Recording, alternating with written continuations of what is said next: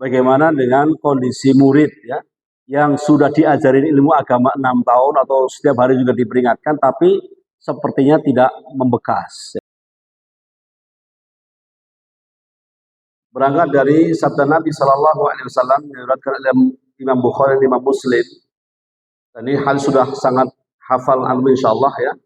Nabi mengatakan, "May yuridillahu bihi khairan yufaqihu fiddin." Barang siapa yang dikehendaki oleh Allah kebaikan, maka dia akan difahamkan agama. Ini salah satu di antara keutamaan kalau kita berilmu. Nah, jamaah sekalian, sedikit berbicara tentang bagaimana tabiat manusia ketika memandang kebaikan. Apakah dia telah mendapatkan kebaikan dari Allah apa tidak? Maka secara umum manusia itu memiliki pandangan yang keliru. Di mana ini diabadikan oleh Allah dalam surat Al-Fajr ya. Allah mengatakan, fa'ammal insanu idza mabtalahu rabbuhu fa akramahu wa na'amahu fayaqulu rabbi akraman. Wa amma idza mabtalahu faqadara 'alaihi rizqahu fayaqulu rabbi ahana. Kata Allah Subhanahu wa taala, dan adapun manusia ketika diuji oleh Allah Subhanahu wa taala, Allah berikan kepadanya kemuliaan, kemudian ditambah kenikmatan-kenikmatannya, maka manusia akan menyimpulkan Allah sedang memuliakanku. Allah sedang memberikan kebaikan kepadaku. Oh, Allah sedang cinta kepadaku. Tapi sebaliknya, wa ammal insanu idza mabtalahu. Adapun manusia ketika diuji oleh Allah dengan sesuatu yang sebaliknya, faqadaru 'alaihi rizqahu, dikurangi, dibatasi rezekinya, maka banyak manusia menyimpulkan Allah sedang menghinakanku. Faqala fa yaqulu rabbi ahana. Nah, tentu jamaah sekalian, dengan latar belakang antum semuanya, sebagian besar dari pondok pesantren, kemudian juga ada di tanam yang tumbuh dari lingkungan halaqah, maka saya bisa menyimpulkan, mudah-mudahan kesimpulan saya benar, antum tidak termasuk yang seperti ini. Artinya ketika ada di antara kita yang hari ini mungkin rizkinya ya nggak naik-naik, walaupun sempat dulu zaman masa kecil kita ada pepatah mengatakan dunia itu berputar, kadang di bawah kadang di atas, tapi mungkin ada di antara kita yang selalu merasa kok perasaan saya di bawah terus ya. Orang tua saya termasuk fakir miskin, sekarang saya juga fakir miskin. Nah, jamaah sekalian, tentu ini harus dipahami bahwa yang namanya kita mendapatkan kebaikan Allah tidak selalu dengan lancarnya rizki. Kalau rizki dihitung dengan duit atau harta, padahal sebenarnya rizki Allah sangat luas. Maka kita menyaksikan generasi sahabat yang mereka adalah orang-orang yang mendapatkan kebaikan dari Allah Subhanahu wa taala, ternyata kondisi mereka juga tidak sama. Saya tidak tahu apakah selama ini antum punya bayangan yang namanya sahabat, oh pasti kayak Abu Bakar As-Siddiq. Semuanya kayak Umar bin Khattab, kayak Utsman bin Affan, Ali bin Abi Thalib. Tidak, Bapak sekalian. Ya, kalau Abu Bakar As-Siddiq terkenal sebagai orang yang kaya raya, dermawan, baik hati, lemah lembut, gampang nangis. Itu keistimewaan beliau. Kemudian juga selalu paling duluan kalau beramal soleh. Ada sahabat Umar yang terkenal dengan ketegasan dan kegarangannya ketika membela kebenaran. Ada Utsman yang terkenal dengan sifat sifat malunya. Sebenarnya bukan berarti Utsman bin Affan anhu itu tidak tegas, tetapi yang menonjol adalah sifat malunya. Sampai kemudian Rasulullah SAW dalam satu majelis itu ketika datang kepada beliau Abu Bakar As-Siddiq, sedangkan beliau sedang duduk dan tersingkap betisnya, ya, itu beliau diam saja, dibiarkan saja Abu Bakar As-Siddiq masuk. Kemudian Umar bin Khattab datang juga dibiarkan saja. Tapi ketika Utsman bin Affan minta izin untuk masuk, beliau langsung membenarkan posisi bajunya. Kenapa jemaah sekalian? Maka ketika ditanya kepada beliau, wahai Rasulullah, kenapa ketika saya dan sahabat Abu Bakar itu tadi masuk Anda diam-diam saja, tetap membiarkan belis kelihatan. Tapi giliran Utsman bin Affan, kenapa Anda menutupnya? Maka zaman Rasulullah SAW mengatakan, bagaimana aku tidak malu kepada salah satu sahabatku ini, yang malaikat pun malu kepada beliau. Ini Utsman bin Affan. Ya. Kemudian Ali bin Abi Thalib terkenal dengan kecerdasan yang luar biasa. Jadi masing-masing sahabat itu punya kelebihan masing-masing, punya ciri khas masing-masing. Apakah tidak ada sahabat yang bermaksiat? Ada nggak? Ada. Jangan dikira tidak ada. Ada sahabat-sahabat yang ketika mereka sudah masuk Islam, muamalah dengan Rasulullah, tapi mereka tetap bermaksiat juga ada. Ya, ada sahabat namanya Nuaiman. Nuaiman ini terkenal sebagai sahabat yang suka usil. Dan usilnya nggak main-main. Bahkan pernah usil kepada Rasulullah SAW. Ya, dan sahabat ini juga belum mampu menghentikan untuk minum khamr. Jadi masih suka minum khamr. Berkali-kali ditangkap oleh sahabat, dihadapkan kepada Rasulullah, dihukum, dipukul pakai sendal. Tapi berlagi-lagi kemudian berbuat lagi. Sampai ada satu sahabat yang saking gemesnya itu mengatakan laknatullahi alaih. Semoga Allah melaknatnya. Dan Rasulullah mendengar kata-kata itu, dia mengatakan la tal'anhu fa innahu yuhibbullaha wa rasulah. Jangan engkau laknat sahabat ini, namanya Nuaiman. Ya. Sesungguhnya dia adalah orang yang mencintai Allah dan Rasulnya. Sehingga jemaah sekalian, untuk dikatakan sebagai orang yang mencintai Allah dan Rasulnya, tidak harus dia bebas daripada kemaksiatan. Ini bukan dalam rangka saya mengajak maksiat, Pak ya. Bukan. Tetapi bahwa kita manusia biasa itu tidak maksum. Terkadang tergelincir ke dalam kesalahan dan dosa. Cuman bedanya orang yang beriman ya, itu segera bertobat. Tapi yang Nuaiman ini tidak segera, Pak. Jadi berkali ditangkap, berbuat lagi. Ditangkap, berbuat lagi. Pernah berbuat begitu, Pak? Ibu? Dosa, tobat. Dosa lagi, tobat lagi. Pernah begitu? Ya, rahasia. Nggak usah dijawab. Ya.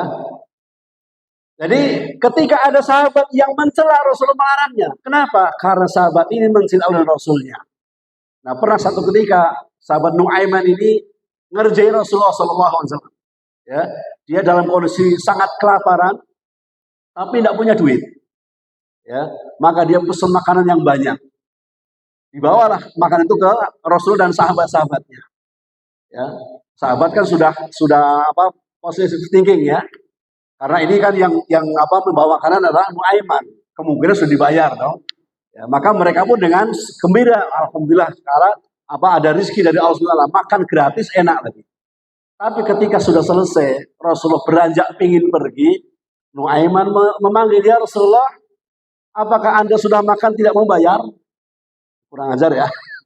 Tapi itulah Nuaiman.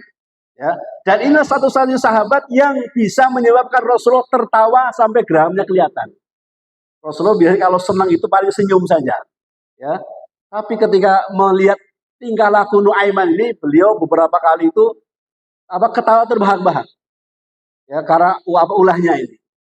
Nah ternyata dia bawa makan itu belum bayar, Pak.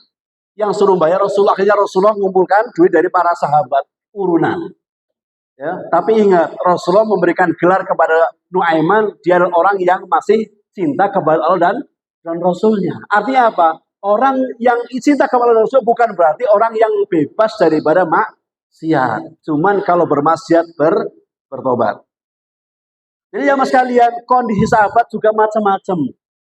Ya, sehingga apa? Yang disebut dengan kebaikan, ya, kebaikan yang dimaksud di sini adalah bahwa kita difahamkan agama, karena dengan agama kita akan bisa bersikap dengan baik seluruhnya. Ya. Maka kalau seandainya kebaikan itu diukur dengan kekayaan, maka tentu Qarun adalah orang yang sangat baik karena hartanya nggak terbatas. Kalau kebaikan diukur dengan kekuasaan, tentu Fir'aun juga menjadi orang yang paling baik karena beliau punya kekuasaan yang juga luar biasa. Kalau kebaikan diukur dengan nasab, maka Abu Jahal juga orang baik. Tapi ternyata tokoh-tokoh itu adalah tokoh-tokoh yang dilaknat oleh Allah Subhanahu wa Ta'ala. Sehingga jamaah sekalian kita harus kembali kepada koridor bahwa yang disebut dengan kebaikan adalah manakala kita menjadi orang yang atau hamba yang bertakwa kepada Allah. Allah mengatakan inna akramakum indallahi atqakum. Baik jamaah sekalian, kita masuk kepada pembahasan hadis yang pendek tadi. Ya, teman perlu saya jelaskan beberapa hal yang penting, mudah-mudahan nanti akan bisa kita ambil hikmahnya. Yang pertama adalah kalimat man yuridillahu bihi khairan. Kalimat man dalam bahasa Arab, bagi yang sudah belajar bahasa Arab sudah tahu, ini adalah kalimat yang sifatnya umum untuk siapapun. Ya laki, ya perempuan, tua, muda, kaya, miskin, semua bisa masuk ke sini. Artinya dengan kondisi apapun oleh Allah bisa dikehendaki kebaikan kalau mereka memenuhi syarat ini. Sehingga hadis ini berlaku untuk siapapun. Ya, man yuridillahu bi khairan. Kemudian kalimat yuridillahu bi khairan, siapapun yang dikehendaki oleh Allah dengan kebaikan. Ya. Ini maknanya bahwa kehendak di sini adalah kehendak syar'i. Karena kita tahu bahwa Allah punya iradah, itu ada iradah kauniyah, ada iradah syar'iyah. Allah punya keinginan untuk menciptakan seluruh manusia, kafir maupun mukmin. Allah juga menciptakan setan di kalangan jin dan manusia. Allah ciptakan semuanya. Allah ciptakan ada kebaikan dan keburukan. Allah ciptakan sebagai iradah kauniyah.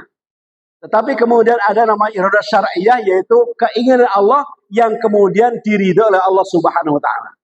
Nah, menuntut ilmu termasuk kauniyah iradah syar'iyah. Menuntut ilmu termasuk keinginan yang diridhoi oleh Allah Subhanahu wa taala. Apalagi kemudian banyak sekali hadis Nabi SAW yang menceritakan tentang bagaimana utamanya menuntut ilmu.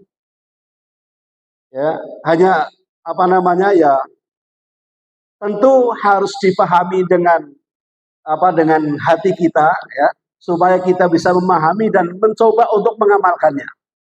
Contoh saja satu hadis saja tentang keutamaan ilmu. Hanya satu hadis sudah ada 4 keutamaan. Ya, ini mudah-mudahan menjadi renungan bersama sehingga kita punya keinginan atau punya kemauan yang kuat untuk menuntut ilmu. Ya. Dalam hal yang sahih Rasul mengatakan majtama'a qaumun fi baitin min buyutillah yatluna kitaballahi wa yatadarasunahu bainahum illa nazalat 'alaihimus sakinah. Tidaklah berkumpul satu kaum di satu rumah di rumah Allah yang di dalamnya mereka membacakan Al-Quran dan saling mempelajarinya, kecuali Allah akan menurunkan kepada mereka ketenangan. Jamaah sekalian, ketenangan ini sesuatu yang dicari oleh semua orang. Mungkin hari ini kita belum terlalu merasa begitu pentingnya ketenangan. Tapi kalau antum tiap hari melihat bagaimana Palestina hari ini, antum akan merasakan betapa pentingnya kita tenang sehingga bisa beribadah dengan maksimal. Kalau antum juga masih suka melihat perkembangan bagaimana di teman-teman di Uighur atau tempat-tempat yang lain yang mereka tidak bisa beribadah dengan tenang, maka kita akan merasakan betapa nikmatnya kita bisa ibadah dengan bebas dan tenang. Nah, jemaah sekalian, Allah menjanjikan kita akan diberikan ketenangan. Walaupun kadang saking tenangnya itu dalam majelis ilmu, kadang sampai nggak bergerak. Ternyata ketiduran. Ya. Yang kedua, wa ghasyiyatuhumur rahmah, Allah akan berikan kepada mereka rahmat Allah. Bukan rahmatullah. Rahmat Allah. Yang mana rahmat Allah ini juga satu-satunya yang akan memasukkan kita ke dalam surga Allah. Allah Rasul pernah mengatakan la yudkhilakum al-jannah amalukum. Tidak akan memasukkan kalian ke dalam surga amal-amal kalian. Ya. Jadi kita tidak masuk surga karena amalan, tetapi karena rahmat Allah. Maka ada yang bertanya, Rasulullah, kalau begitu nggak perlu beramal. Bukan begitu pemahamannya. Sebab untuk mendapatkan rahmat Allah, kita perlu melakukan asbab ketaatan kepada Allah Subhanahu wa taala, baru kita mendapatkan rahmat. Maka jemaah sekalian, ketika ada satu amalan yang sebenarnya ringan, tapi dijanjikan kita akan mendapatkan rahmat Allah, kenapa kita tidak mengerjakannya? Ya kalau sementara ini kalau di ulama cuma sepekan sekali ya, setiap hari Sabtu.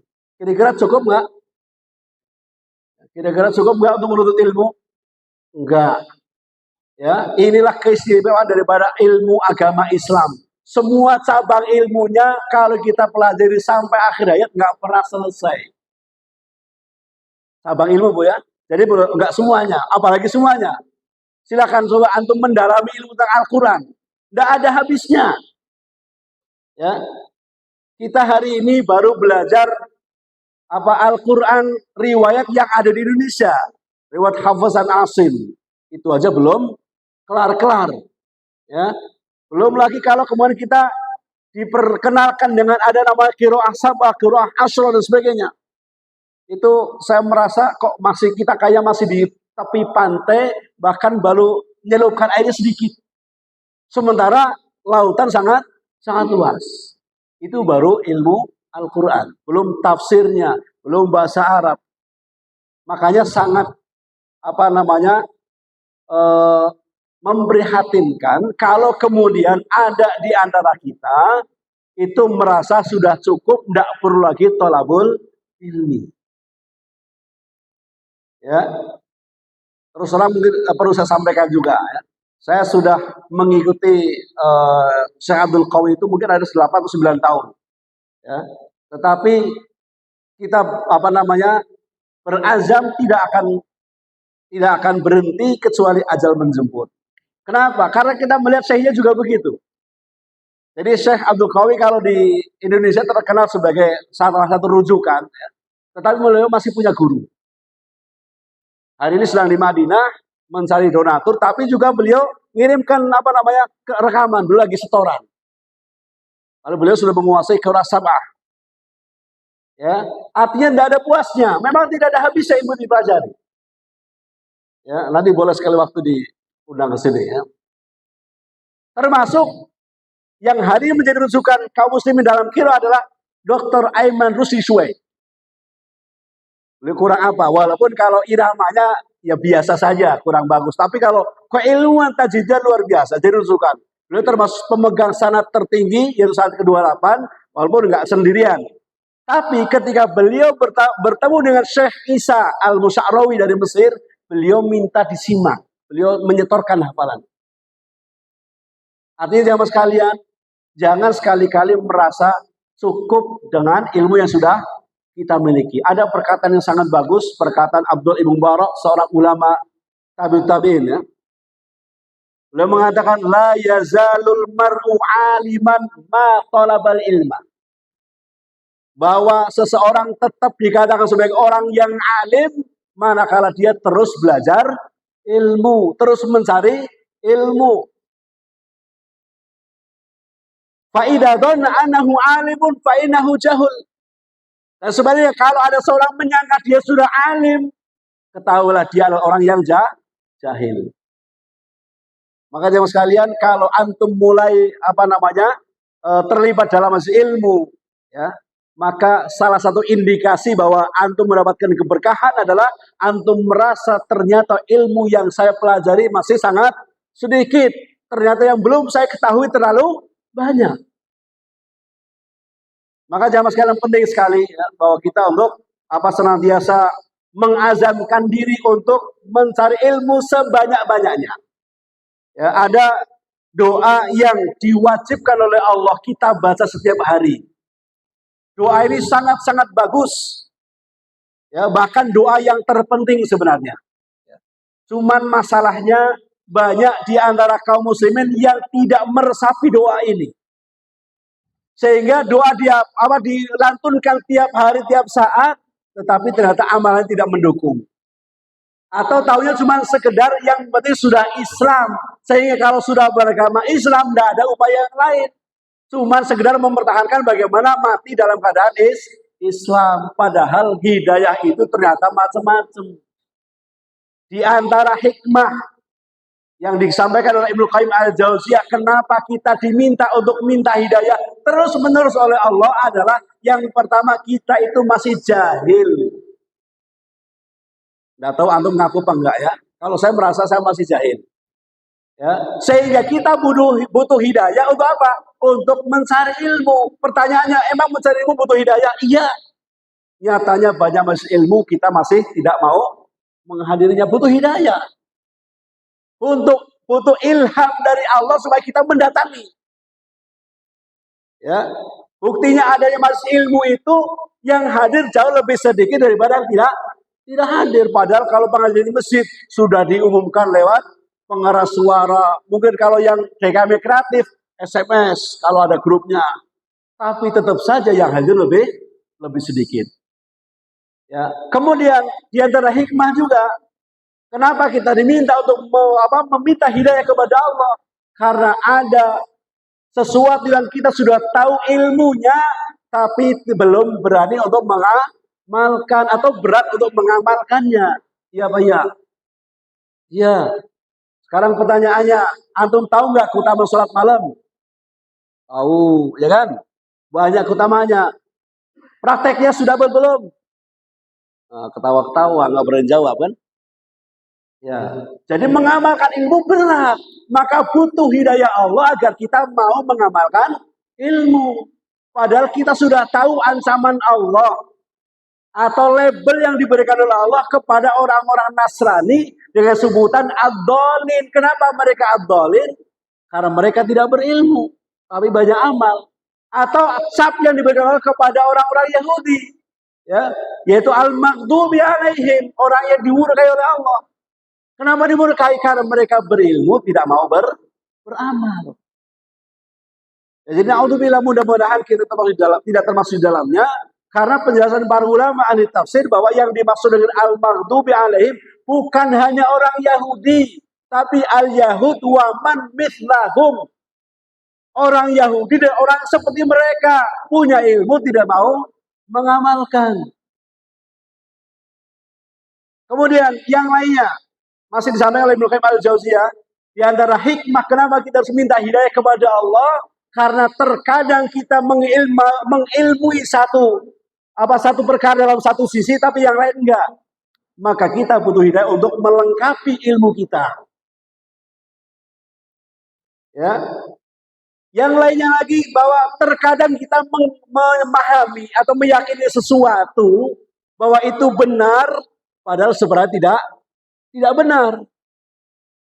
Ya, maka kita butuh hidayah untuk apa? Untuk mendapatkan kebenaran yang sebenarnya. Ya. Mungkin ada di sebagian jamaah sekalian dulu, ya pada zaman dulu, kalau memandang yang namanya kunut subuh itu gimana pendapatnya Pak? Bid'ah bukan? Bid'ahnya kenceng banget ya. Bahkan kalau ada masjid ada kunutnya atau nggak mau sholat di situ. Iya Pak ya? Iya. Tapi ternyata ulama kontemporer Muhammad Shalih Al-Utsaimin ketika ditanya oleh jamaah, ya Syekh, bagaimana kalau kita sholat di belakang imam yang berkunut? Maka beliau mengatakan kunut bersama mereka. Ya, sehingga antum jangan heran kalau saya sholat di belakang orang yang kunut, saya ikut kunut. Saya ngikutin ulama. Tapi kalau saya ngimamin, nggak pakai kunut. Karena saya lebih mantap yang nggak pakai kunut. Ya, ini kan namanya ada perkembangan ilmu. Dan inilah di antara hikmah ketika kita terus belajar ilmu. Terlalu banyak kita yang belum tahu tentang agama ini. Maka jangan merasa cukup dengan ilmu yang sudah kita miliki. Belum lagi hikmah yang terpenting dalam masalah hidayah ini, ya. Kenapa kita diminta untuk hidayah kepada Allah? Karena kita tidak tahu bagaimana kesudahan kita. Mungkin hari ini kita merasa lagi dekat sama Allah. Ya, bagi yang bapak-bapak tiap hari nggak pernah ketinggalan ke masjid, selalu sholat bersama di masjid, tilawah Al-Quran tiap hari dibaca. Qiyamul lail nggak pernah ketinggalan, saum sudah nggak pernah ketinggalan. Tapi siapa yang menyangka bahwa akhir hidup kita dalam kondisi yang seperti itu? Jangankan kita jamaah sekalian, zaman Nabi saja ada orang yang murtad. Zaman Nabi masih ada. Ya, ketika ada sebagian sahabat yang kemudian mereka hijrah ke Habasah.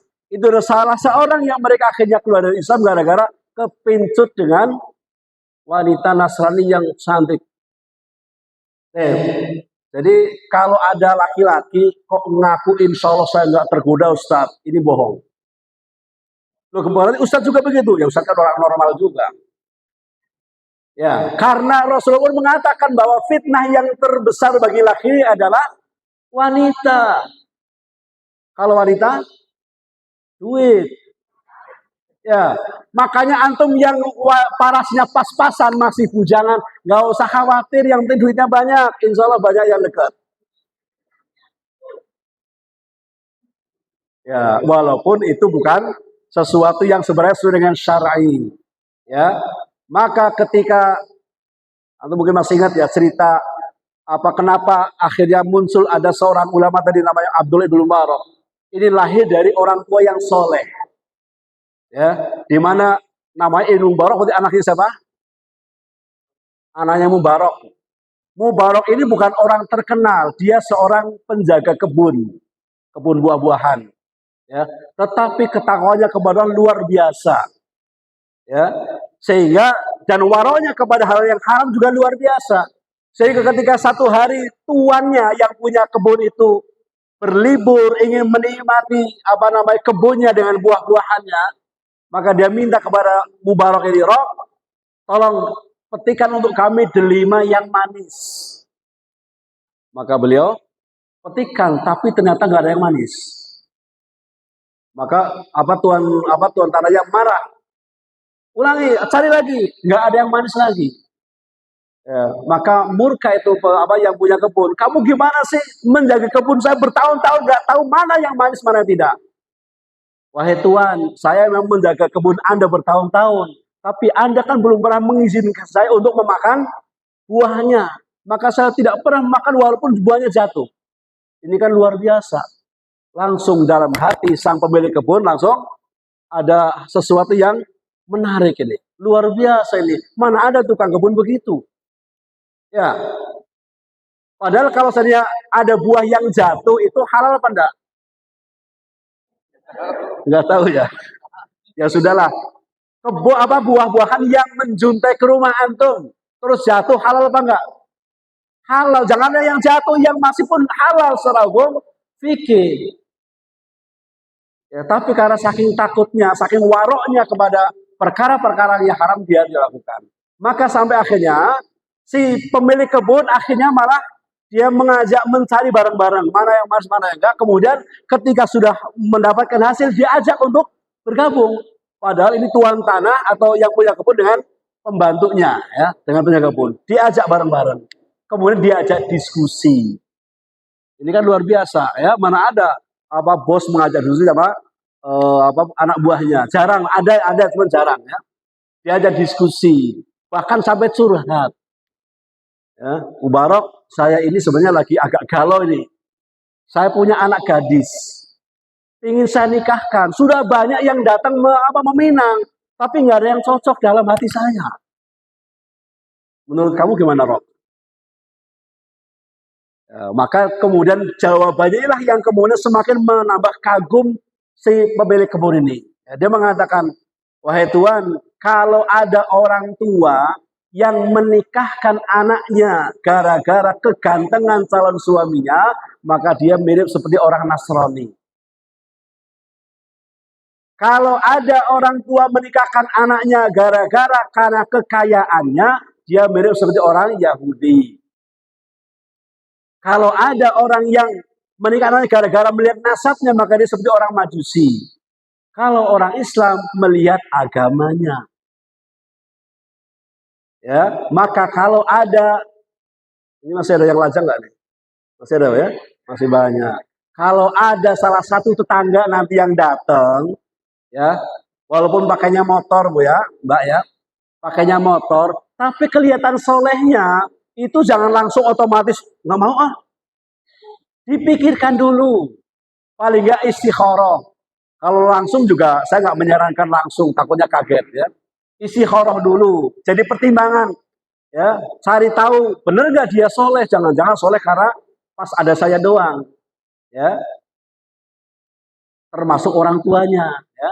Jadi orang tua juga jangan hanya melihat yang lama tuh pakainya mobil apa motor, itu zaman dulu, zaman Siti Nurbaya, ya. Ya, kalau Islam tidak begitu, maka ketika Nabi Shallallahu Alaihi Wasallam memerintahkan kita untuk memilih pasangan, apa kata beliau? Tungkahul mar'atu li arba. Wanita dinikahi karena 4. Kita ya jadi khutbah nikah tadi ya. Karena 4. Memang dalam hadis disebutkan yang karena agama terakhir. Ya. Li jamaliha, li maliha, wali nasabiha, wali diniha. Tapi ingat, ini belum titik. Kata Nabi, fadfar biratidin taribat yadak. Maka pilih karena agama, Anda akan beruntung.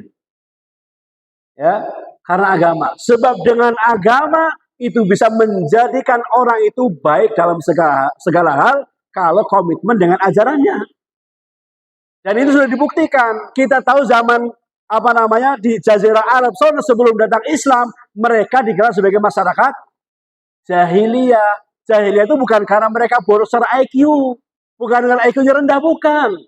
Kita mengenal ada namanya Abu Jahal, sebutan lainnya adalah Abul Hakam. Abul Hakam itu artinya orang yang pandai mengeluarkan hikmah karena kecerdasannya. Makanya beliau selalu yang didoakan oleh Rasulullah untuk masuk Islam karena kecerdasannya, jadi IQ-nya tinggi. Jadi disebut jahiliyah kenapa? Karena mereka jauh dari ajaran Allah. Ya, kalaupun ada sisa-sisa peninggalan ajaran Nabi Musa, Nabi Ibrahim, atau Nabi Isa alaihissalam, itu tinggal segelintir orang. Mayoritas sudah jauh dari agama Allah, maka mereka disebut dengan masa jahiliyah. Artinya akhlak mereka rusak, ya. Kemudian namanya kedoliman ada di mana-mana, kemaksiatan di mana-mana. Ya, tetapi ketika datang Islam, berubah semuanya. Ya, yang tadinya bangsa Arab sebagai bangsa yang tidak dikenal, kemudian menjadi mendunia gara-gara apa? Mereka menyebarkan ajaran yang menyebabkan orang yang tadinya buruk menjadi baik. Umar bin Khattab kenal sebagai orang yang sangat paling benci dengan Rasulullah. Garangnya luar biasa. Tapi begitu terkena hidayah, langsung berbalik 180 derajat. Ya, jadi banyak sekali sahabat yang dulunya memiliki akhlak yang buruk, begitu masuk Islam menjadi baik. Maka kalau kita ingin mendapatkan kebaikan, kembali kepada hadis ini, man yuridillahu bihi khairan yufaqihu fid din. Dan tentang kebaikan orang yang beriman, ini menjadi kekaguman Nabi Shallallahu Alaihi Wasallam dalam sabdanya, ajaban li amril mu'min, inna amrahu kullahu khair. Sungguh mengagumkan urusan orang yang beriman. Kenapa? Sebab urusannya semuanya baik. Wala yanalu dzalika illa lil mu'min, dan itu tidak akan didapatkan kepada orang yang beriman saja. In asabatus sarra fasyakara. Kalau orang yang beriman diberikan kenikmatan, diberikan sesuatu yang menyenangkan, dia bersyukur. Baik enggak? Baik. Wa dzalika khairan lahu. Wa in asabatud darra fasabara wa dzalika khairun. Kalau ditimpakan kepadanya sesuatu yang tidak menyenangkan, dia sabar, dan itu juga baik. Maka tidak ada rumus dalam dalam diri orang yang beriman kok stres, itu tidak ada. Kalau ada orang beriman stres, seperti dipertanyakan imannya. Sebab orang beriman kalau dia duitnya banyak, alhamdulillah, penuh syukur ini infakkan sehingga masjid cepat jadi. Ya. Ini sejak dulu masih begini-begini saja. Ya. Kalau dia dikasih uangnya sedikit juga tetap infak. Kenapa? Ciri orang bertakwa adalah alladzina yunfiquna fis sarra'i wad dharra. Kalau lagi sempit infaknya 100.000, lagi lapang 500.000. Kan begitu. Ya, lagi lapang 10.000, lagi sempit 1.000 ya. Nah, ini jamaah sekalian ya. Jadi kembali kepada sabda Nabi SAW, kalau ingin mendapatkan kebaikan, maka mari kita berusaha untuk memahami agama Islam dengan sebaik-baiknya. Dan kita meniatkan ketika kita menuntut ilmu untuk kita amalkan. Bukan hanya untuk sekedar mendapatkan gelar S1, S2, S3. Ya, itu tambahan saja. Ya, jadi kalau sekalian belajar ilmu yang formal, ada ijazahnya itu tambahan saja. Niatkan untuk betul-betul mencari ilmu yang benar. Dan kemudian bahwa ilmu itu tidak berhenti ketika antum sudah S3. Emang gak ada S4 ya? S4 gak ada. Tapi bukan berarti kewajiban ilmu berhenti. Walaupun cara belajar ilmu orang yang sudah doktor dengan yang masih S1 tentu berbeda. Ujiannya beda kan? Ya. Imam Syafi'i rahimahullah belajar terus. tapi belajarnya beda. Ya, pernah bercerita anaknya Imam Ahmad rahimahullah, ya, tentang bagaimana penasarannya dia terhadap sosok Imam Syafi'i rahimahullah.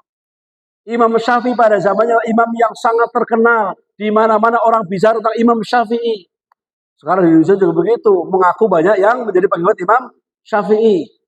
Ya, sampai kemudian anaknya Imam penasaran, qadarullah Imam Syafi'i bermaksud berkunjung ke Imam Ahmad. Maka kesempatan. Imam Ahmad itu siapanya Imam Syafi'i? Murid.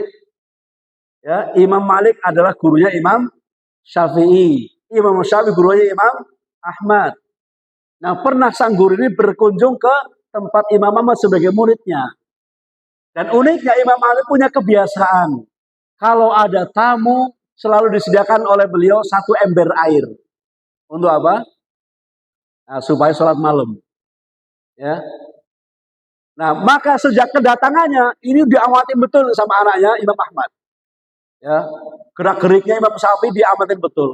Pertama begitu sampai setelah berberes dihidangkan makanan. Hidangannya namanya orang Arab itu punya apa? Keistimewaan sangat menghormati tamu. Maka dihidangkan banyak sekali makanan. Ya, jadi kalau kita punya teman Arab itu, ya kalau dia orang yang mampu ya, mungkin nggak sayang nyembelih kambing. Kalau kita setahun sekali nyembelih kambing ya. Kalau mereka enggak, maka hidangan banyak makanan. Diamatin sama anaknya Imam Ahmad ini, ternyata ketika dihidangkan makanan, Imam Syafi'i makannya banyak. Ditulis. Imam Syafi'i makannya banyak. Masa ulama yang makannya banyak? Ya, ini bukan menjadi dalil yang antum makannya banyak ya. Ya. Ini belum selesai ceritanya soalnya. Kemudian yang berikutnya, Imam Syafi'i setiap kali waktu sholat, kan diajak sholat itu, tapi nggak wudhu. Tulis, ya, Imam Syafi'i kalau sholat nggak wudhu dulu. Nah, terakhir yang tadi, ketika malam hari disediakan air 1 ember, ya, ketika pagi hari masih utuh, berarti Imam Syafi'i tidak sholat malam. Ditulis, Imam Syafi'i tidak sholat malam. Nah, baru kemudian ketika ada kesempatan sarapan pagi, disampaikanlah hal itu kepada Imam Syafi'i. Wahai Imam, saya termasuk orang yang sangat penasaran dengan pribadi Anda. Kenapa? Karena Anda sangat terkenal di mana-mana dengan keilmuannya. Tetapi hari ini aku mendapati keanehan-keanehan pada Anda. Yang pertama, ketika kami hidangkan makanan yang banyak, Anda makannya banyak. Masa ulama makannya banyak? Apa jawab beliau? Ya, saya tahu bahwa bapakmu ini bahasa saya ya, bapakmu ini dia makan dari hasil jerih payah sendiri. Dan itu mendatangkan keberkahan yang luar biasa. Maka saya tidak mau kehilangan keberkahan yang kalian suguhkan. Dan ingat, ini cuma kayak kali itu saja. Hari-harinya Imam Syafi'i makannya nggak banyak. Ya. Jadi makanya terbantah ya. Jangan yang makannya banyak, jangan dijadikan dalil. Yang kedua, wahai Imam, kami setiap melihat Anda mau sholat nggak pernah wudhu. Padahal wudhu adalah syarat sahnya sholat. Anda seorang imam fikih, bagaimana nggak tahu? Ya, saya datang ke rumah Anda dalam keadaan sudah punya wudhu, sudah suci, dan saya yakin setiap kali sholat saya tidak batal. Boleh nggak? Boleh. 1 wudhu boleh untuk berkali-kali sholat. Beda dengan tayamum. Kalau tayamum untuk 1 tayamum 1 sholat. Ini kebanyakan nggak tahu juga nih. Terutama kalau yang masih suka naik bis atau naik kereta. Biasanya 1 tayamum untuk sholat 2 kali sholat. Ya, 1 tayamum untuk 1 kali sholat. Ya. Maka jawaban selesai. Adapun ketika malam hari, kenapa tidak sholat malam?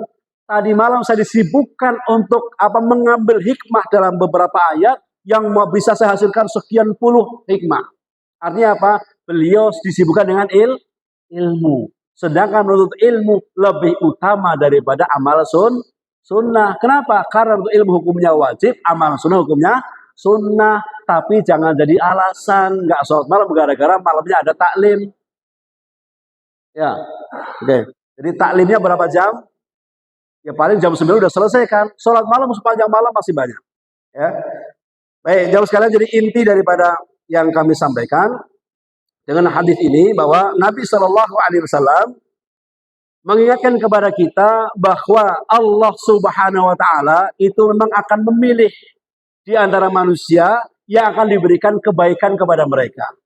Dan salah satu cirinya adalah ketika orang itu memahami agama atau tidak berhenti untuk menuntut ilmu agama. Tetapi yang menarik dari kesimpulan hadis ini yang disampaikan oleh penulis adalah bahwa hadis ini juga menunjukkan bahwa yang utama atau ilmu yang baik bukan hanya sekedar ilmu agama saja, tapi ilmu apapun juga baik selagi juga akan mendukung tentang kejayaan Islam.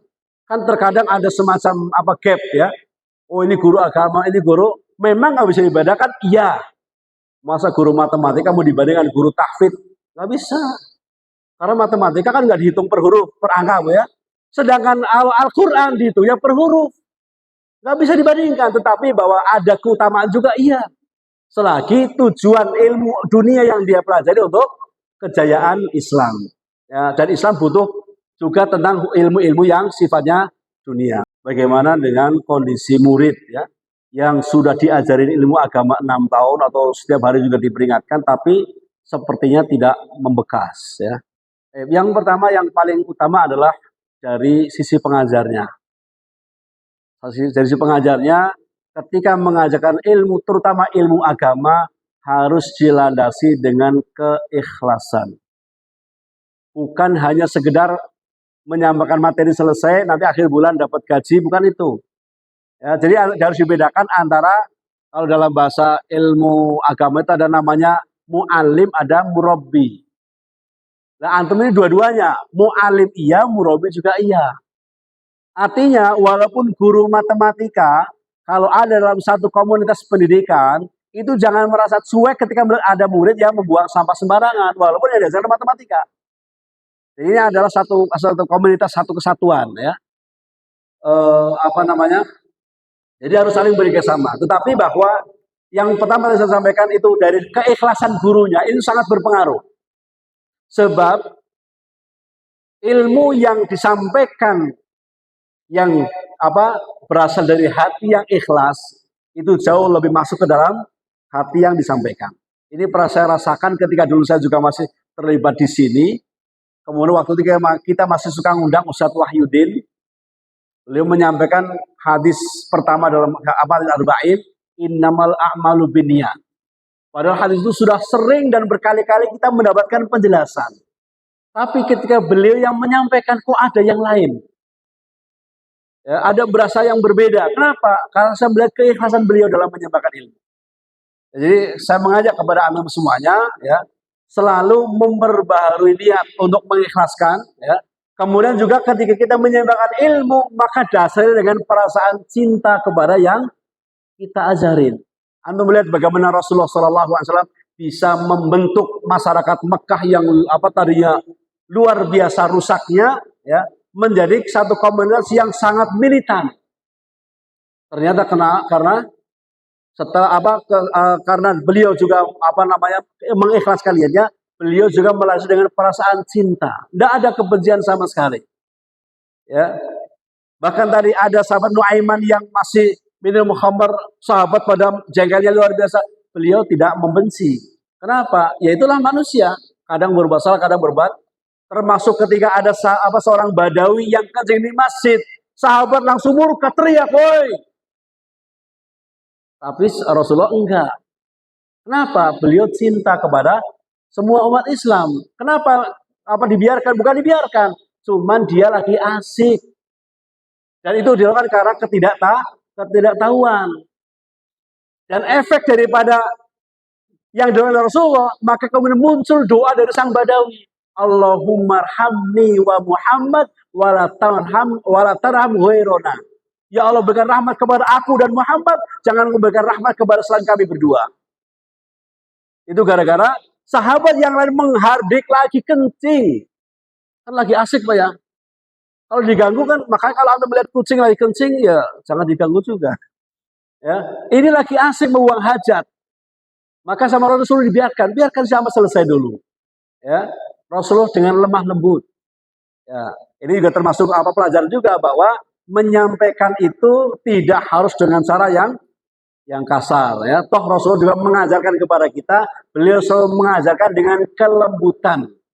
Dan sekali lagi memang kita harus punya teladan, termasuk antum sebagai guru juga harus menjadi teladan di hadapan anak-anak. Ya, bagaimana anak-anak akan tertanam kepada mereka nilai-nilai kebersihan, kedisiplinan kalau yang jadi pengajar juga tidak disiplin. Kan ada pepatah Indonesia mengatakan apa? Guru kencing berdiri, murid kencing berlari. Itu tidak terlalu salah sebenarnya. Karena bagaimanapun juga orang yang diajari oleh seseorang, dia akan melihat bagaimana orang yang mengajarinya. Ilmunya diterapkan apa tidak. Dan kita bisa merasakan semuanya. Kalau ada seorang guru, kalau menyampaikan bagus sekali, tapi kok kita melihat mendengar berita-berita miring tentang orang tersebut, maka kemudian menjadi ya hilang kepercayaan kita. Ya, maka demikian juga yang antum lakukan, maka harus yang pertama mengikhlaskan niat, kemudian sampaikan ilmu dengan lemah lembut didasari oleh rasa cinta. Walaupun mungkin ada yang bandel banget, ya tetaplah ya ada saatnya mukul, tapi jangan menjadi kebiasaan ya. Kalau di kutab biasanya ada tuh disediakan rotan ya. Itu cuma nakut-nakutin doang, bukan untuk ngebuk beneran. Tetapi sekali waktu dipakai boleh. Tapi juga bukan dengan tenaga penuh ya. Pakai tenaga penuh yang gebuk Umar lagi. Ya masuk penjara nanti ya. Jadi hanya untuk peringatan saja. Ya itu ada tongkat ini kalau kalian bandel, dan itu dibolehkan dalam Islam. Jadi memukul itu boleh, tapi tidak sering-sering, dan memukulnya pukulan yang mendidik, bukan pukulan yang membahayakan. Bahwa ada hadis yang menyebutkan tentang bahwa ahlu badar adalah dijamin surga. Sehingga dengan perkataan Nabi saja ini sudah menjadi dalil. Ketika mereka berbuat dosa itu diampuni oleh Allah Subhanahu wa Ta'ala. Ya. Dan kemudian yang penting adalah bahwasanya ternyata ya, para ahli badar itu ketika mendapatkan berita seperti itu, mereka tidak dengan serta-merta memanfaatkan keadaan. Artinya kalau ada 1-2 yang berbuat maksiat ya karena kemanusiaan mereka.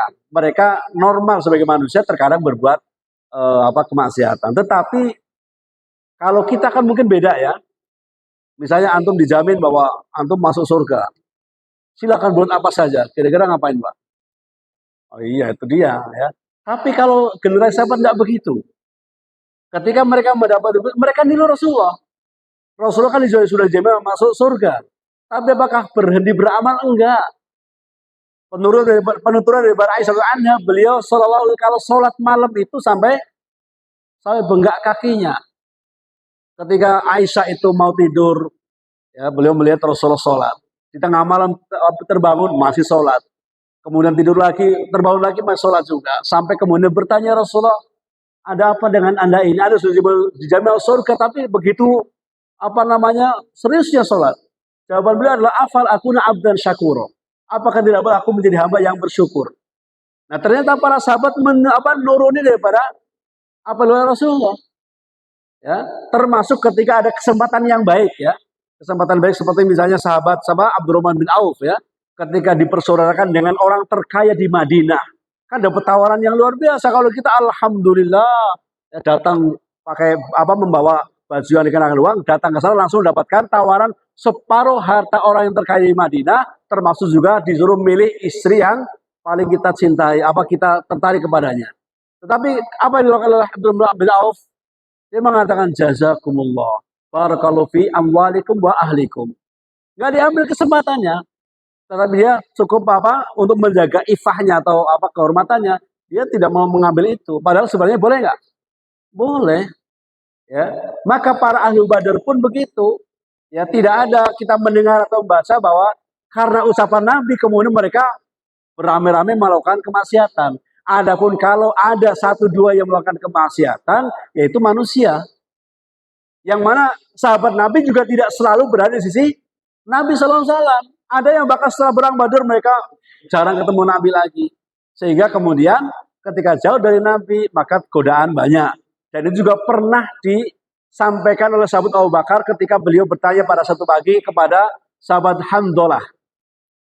Orang mengatakan kaifa asbahta ya Handalah? Maka Handalah mengatakan asbahtu alan nifaq. Saya pagi ini dalam keadaan munafik. Maka Abu Bakar kaget.